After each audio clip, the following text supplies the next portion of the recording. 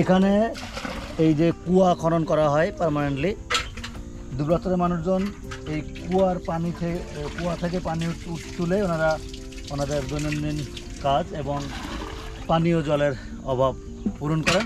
এটা স্বাদু পানি। এটা হচ্ছে সমুদ্রের তীরে যে বালুর স্তর থাকে, লবণাক্ত পানির যে লবণাক্ততা সেটা ওই বালুর স্তর ভেদ করে গভীরে যেতে পারে না, যার কারণে আন্ডারগ্রাউন্ডের যে পানি থাকে সেটি লবণাক্ত হয় না।